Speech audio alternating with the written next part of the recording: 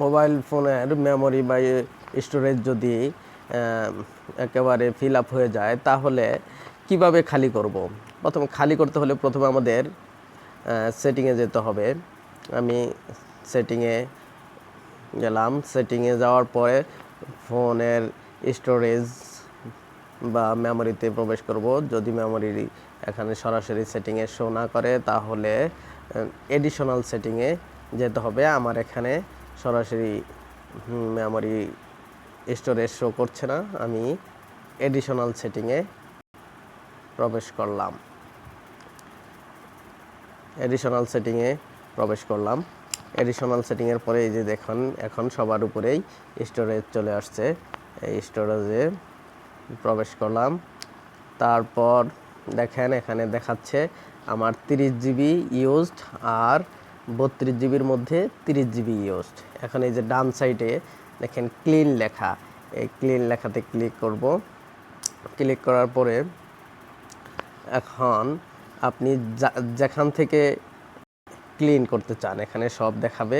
এই দেখেন কোথায় কোথায় কতটুকু ইউজ করেছেন সব দেখাচ্ছে। এই অ্যাপে কতটুকু ইউজ করছেন 96%, 96.96 জিবি। তারপরে হলো ফটোতে 11.58 MB, অডিওতে 238 KB। তারপর হোয়াটসঅ্যাপে ঢুকলে দেখা যাবে, দেখেন কোথায় কতটুকু ইউজ করা হয়েছে সব দেখাচ্ছে। এখান থেকে আপনি ক্লিনে ক্লিক করবেন। ক্লিনে ক্লিক করলাম। ক্লিনে ক্লিক করার পরে অ্যাপের গুলা ডিলিট করব। এই অ্যাপে প্রবেশ করি। অ্যাপে প্রবেশ করলাম। অ্যাপে প্রবেশ করার পরে দেখাচ্ছে ফেসবুকে হলো 205 MB। ফেসবুক ক্লিক করে দিলাম। গুগল ক্রমে 102 MB। যেগুলো আমার ক্লিন করব clean. YouTube, Messenger, Google Play Store, map, তারপরে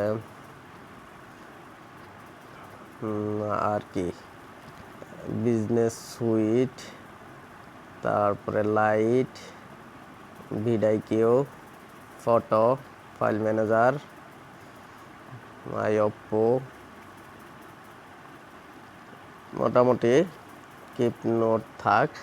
মোটামুটি যেগুলা ক্লিন করার এই যে 750 MB দেখেন আমি ক্লিনে ক্লিক করে দিলাম, ডিলিট করে দিলাম।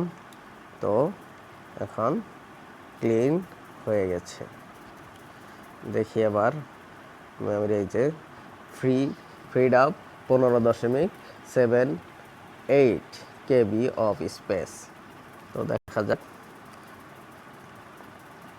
কতটুকু হলো। এই যে তখন দেখাচ্ছিল 30 জিবির মতো ইউজড, এখন দেখেন 29 জিবি। 30 জিবি প্লাস ইউজ ছিল, এখন দেখেন 29 জিবি। এভাবে আপনি আপনার স্টোরেজ ফাঁকা করতে পারবেন। দেখে ফাঁকা করে নেবেন। ধন্যবাদ।